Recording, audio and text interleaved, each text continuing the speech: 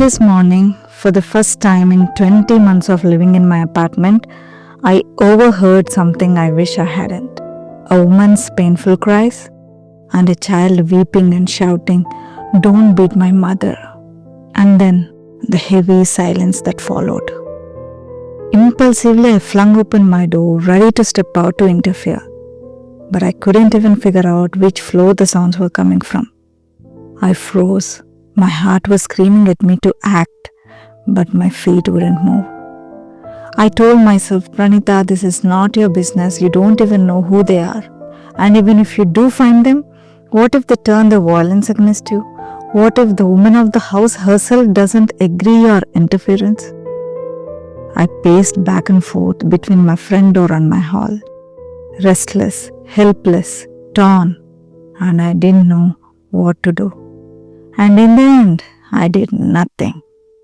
I felt so heavy, my eyes misty, and then like any other day I left for work. Yet even now, sitting at my office desk, those cries are still ringing in my ears. The agony of that woman is pressing into my stomach like a knot. I feel this urgent desire to sit with her, to tell her, "You don't need to endure this, not for him, not for the family, not for the society." Because every time a woman endures, she only empowers a man to continue. And here I am, confused. Am I truly empathizing, or am I just pretending to care? Am I genuinely helpless, or am I simply escaping responsibility?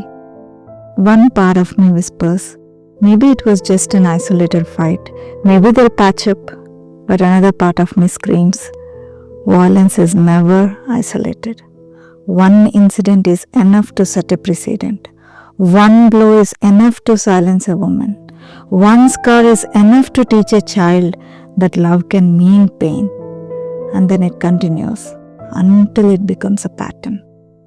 I may never know who that woman is. I may never find her door. But this incident has found a door inside me. It has knocked on my conscience. Maybe the purpose was not that I had to save her in that moment. Maybe the purpose is that I carry this voice into my world, through my words, through my videos, through my reflections. Because every time we stay silent, violence survives. And I don't want to be someone who only hears cries. I want to be someone who echoes them until they reach the ears that truly need to listen. That's why today I want to leave this message with every woman listening. Do not endure violence, not because it was just once, not because it's your duty to save your family, not because society tells you to stay silent. No, fight back, even if it is the very first time, fight back. Let them know that even one incident will not be tolerated. Let society learn that no man has the right to expose a woman to such physical pain. Take responsibility, my dear woman, not just for yourself, but for the generations that come after you. Because when you say no today, you're protecting your daughters, your sons, and every child watching and learning what love should never, ever look like.